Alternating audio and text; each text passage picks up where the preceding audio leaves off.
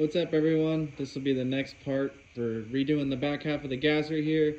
As you can see, I got my driver's side template right here, paper template, and the inside line is the original line. Remember, just like I said, we were going to add 1 extra inch to it. So the outside line is the 1 extra inch. So we're going to get this all cut out, and then we'll work on the passenger side, and it's going to be the same exact process. So here we go.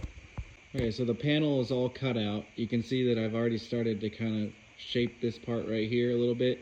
All I did to do that was just use my knee a little bit to kind of get the contour of what I'm going for. But now what I'm going to do is I'm going to put the panel up there, and I'm actually going to make marks. So you'll see, like, right here is about where the bend needs to start. And then I'm going to come over here to the shop bag right here. This is the shop bag. It's filled, this one specifically is filled with sand. And I'm going to use this bossing hammer right here, made by Eastwood. I'm going to draw myself a line, and I'm going to smack on the bag, and what's actually going to do is it's going to fold the piece down my line. And these are gentle hits. You don't want to hit it too hard. You'll have to do a lot of hammer and dolly if you hit it too hard. It's kind of a feel thing, you know. Once you figure it out, it's pretty simple, but learning it can be very frustrating. So that's how we're going to do this next part. I will take a video once I get it all shaped up, and then I'll kind of explain what I had to do to get it to that shape a little bit more. So here we go. All right, so I got this piece all fit up now. So like I said, I had to do a lot of different lines in here. So like you see that the curve of the car, oh, there we go, starts right about here. So what I did was I drew a Sharpie line going straight up like that.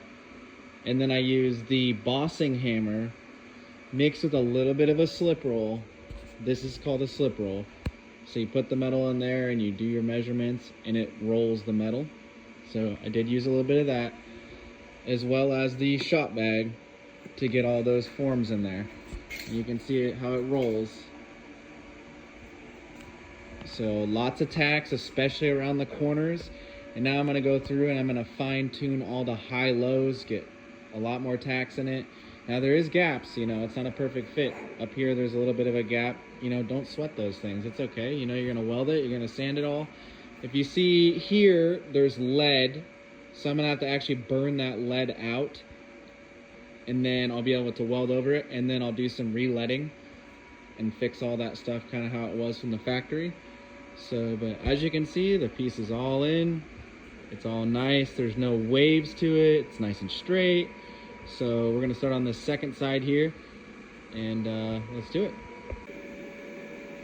All right, so here you go. Both sides are all fit up. No waves in the part. You can see the curve to the whole piece.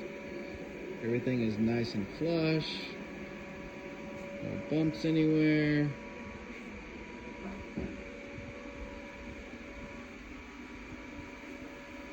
There you have it. And that right there is how you form the metal, cut it out, template it, and then the next step here is going to be weld it all out, and then sand it all out smooth, and then you're going to have some hammer and dolly to do for sure, and then prime it.